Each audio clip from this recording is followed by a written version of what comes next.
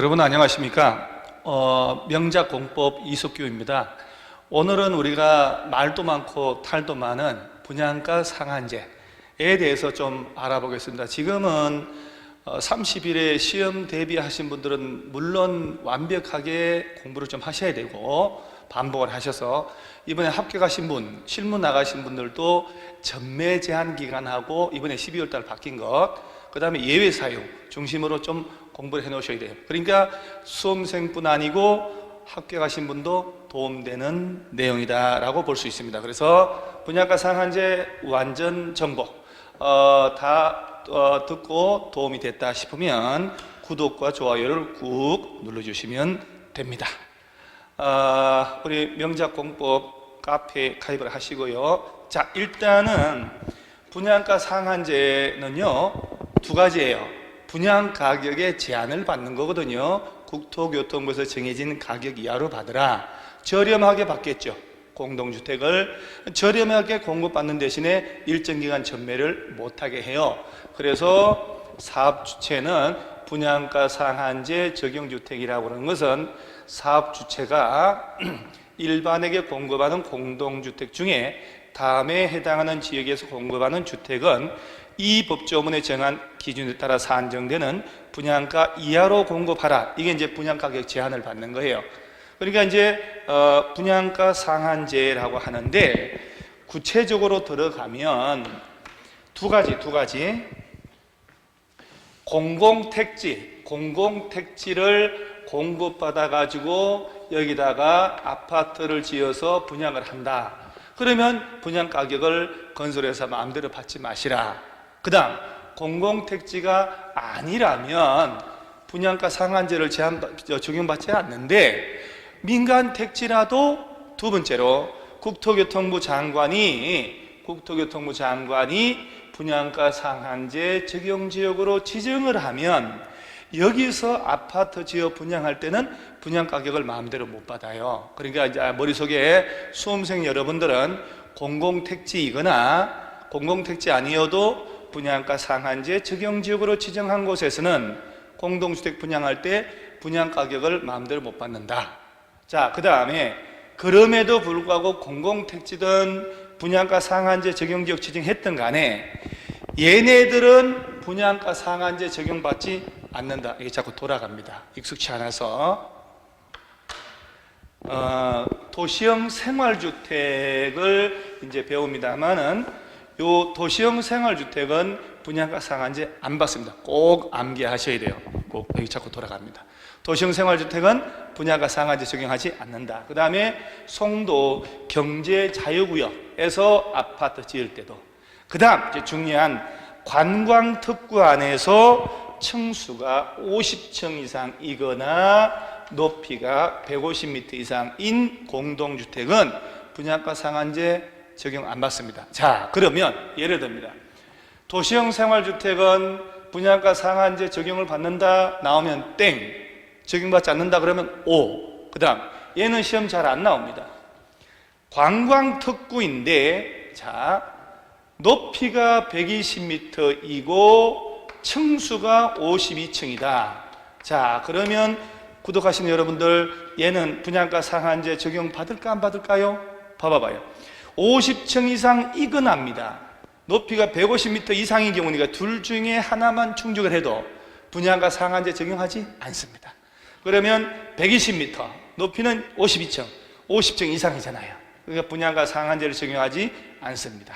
꼭 이런 거 나오면 헷갈립니다. 120m 둘 다 요건을 갖추는 게 아니기 때문에. 자, 수험생 여러분들은 도시형 생활주택, 그 다음에 관광특구에서 층수가 50층, 높이가 150m 이상이면 분양가 상한제 적용하지 않는다 하고 다부지게 3번, 4번 반복하셔야 돼요. 자, 그렇다면 우리가 분양가 상한제 적용지역을 지정하면 거기서 아파트 지어 분양할 때 국토교통부에서 정해주는 분양가 이하로만 공급하라 했거든요. 공공택지 아니면 분양가 상한제 적용지역. 그러면 일단 머릿속에 분양가 상한제 적용지역이란 것을 지정해야 되는데 이게 또 객관식에서 지정권자, 지정 절차, 지정 대상 이런 건 수험생 여러분들이 알아놔야 돼요. 근데 이제 우리 합격한 실무하신 분들은 예가 아니고, 실무를 하고 또는 합격하신 분들은 나는 이게 궁금하지 않아. 그러면 분양가 상한제 당첨이 됐다. 도대체 왜 만드는 거야? 왜? 그게 분양가 상한제 적용주택을 받으면, 자, 일단 이걸 먼저 통과를 하고, 자, 전매행위가 제한을 받아요. 전매행위. 요것은 합격하신, 실무하신 분들이 필요. 시험에는 잘 안 나오는 것. 그 대신에 이제 두 가지를 투 트랙으로 가야 되니까, 수험생들은 누가 지정하냐, 어딜 대상으로 하냐, 이걸 중요한단 말이에요. 그래서 여러분, 분양가 상한제 적용 지역은 꼭 국토교통부 장관만 지정한다는 것.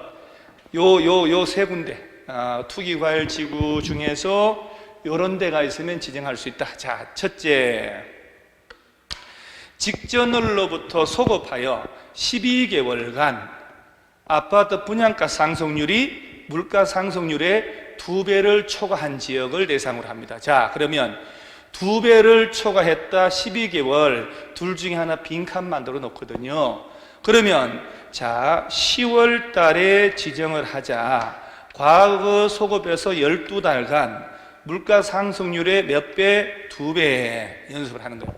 자, 그 다음에 직전월로 소급하여 3개월간 매매 거래량이 전년 동기 대비 20% 이상 증가한 지역. 자, 10월달 연습을 해보셔야 돼요. 이렇게 3개월간 거래량이 20% 이상 팍팍 늘었다.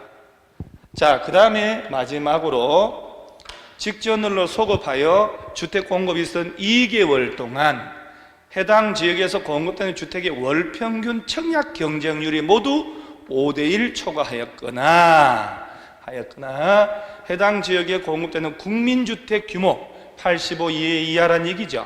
주택의 월 평균 청약 경쟁률이 모두 10대1을 초과한 지역. 자, 그러면 또 10월 달에 지정한다. 과거로 2달, 소급해서 2달간 청약 경쟁률 나오면 5대1.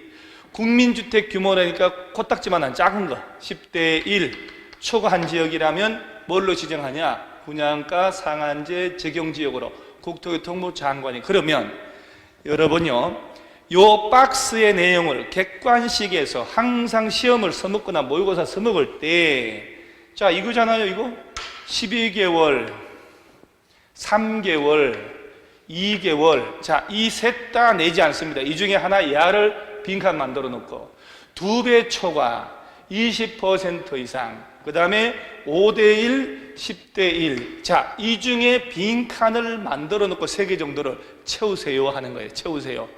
그러니까 머릿속에 소급하여 12개월간 나오면 물가 상승률이 2배, 12개월 나오면 2배, 3개월 소급해서 3개월간 거래량이 팍 늘었다, 20%. 그 다음에 2개월간 청약 경쟁률 하면 5대1, 코딱지 10대1, 소형평이니까 10대1, 초과한 곳이라면 뭘로 지정? 분양가 상한제 적용지역으로 지정하겠다. 자, 그러면 얘네들을 대상으로 분양가 상한제 적용지역 지정했는데, 그럼에도 불구하고 도시형 생활주택을 짓는다. 관광특구 안에 50층 이상이다, 150m 이상이다. 그러면 분양가 상한제를 적용하지 않습니다. 자, 그렇다면 지정 대상 나왔죠? 지정권자 나왔고, 그 다음 절차 쪽에서 가끔씩 지문에 띄워놔요. 그리고 야가 맞나 틀리나 한단 말이에요. 자, 국토교통부 장관이 분양가 상한제 적용지역 지정할 때는 미리 시도지사의 의견 들어야 합니다. 시도지사 의견 들을 필요 없다? 그러면 틀려요. 시도지사 의견. 자, 그렇다면 양천구 목동을 분양가 상한제 적용지역 지정하고 싶어. 그러면 국토교통부 장관은 서울시장의 의견을 들어라. 그 다음에 지정 내용의 통보. 자, 국토교통부 장관이 서울시의 의견 들어가지고 지정을 했다. 그러면 이를 공고하고 그 내용을 관할하는 시군구청장에게 통보하라. 그러면 자, 양천구 목동 일대를 분양가 상한제 적용지역 지정한다 그러면 국토교통부 장관은 미리 서울시의 의견 듣고, 자, 서울시의 의견 듣고, 그 다음에 지정 공고하고 난 다음에 양천구청장에게 그 내용을 통보한다라고 알아놓는 거예요. 그러면 객관식도 풀려요.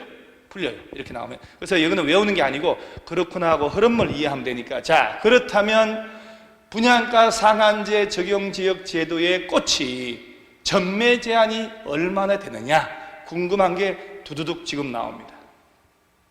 해제, 의무적 해제하고 해제 요청도 좀 보면 더 이상 할 필요 없다. 그러면 이제 해제해야 되고, 시도지사, 시군구청장은 할 필요 없어, 풀어달라, 해제 요청할 수도 있어요. 이런 것들은 오다가다 한번 읽어놓으면 되고요. 오다가다 읽어놓으면, 자, 드디어 전매행위 제한기간 나옵니다. 자, 이번에 연말에 바뀌었다. 연말에 전매행위 제한기간. 자, 예를 들어서 여러분요, 분양가 상한제 적용주택을 내가 분양신청해서 당첨이 됐다. 나는 언제부터 언제까지 이걸 못 파느냐, 이게 초미의 관심사란 말이에요. 그래서 예를 알아야 되는 예를. 그래서 실무할 때도 손님하고 자유롭게 프리토킹이 돼야 되니까, 전매행위 제한 기간은 주택의 입주자로 여러분 꼭 명심할 점이 선정된 날부터 못 팔아요. 그래서 3월 1일 날 당첨자 발표가 나면 그때부터 못 팝니다. 이거 참 집중, 고정해야 되죠. 집중해야 되죠. 일이 많습니다. 자, 이제 갑니다. 공공택지에서 건설 공급됐다. 분양가 상한제 적용을, 주택을. 자, 이 분양가 상한제 아파트가 주변의 인근 지역 매매 가격의 100% 이상이다. 그러면 평당 3천만 원에 거래되는데 평당 3천에 분양을 받았다. 그러면 5년간 못 팔아요.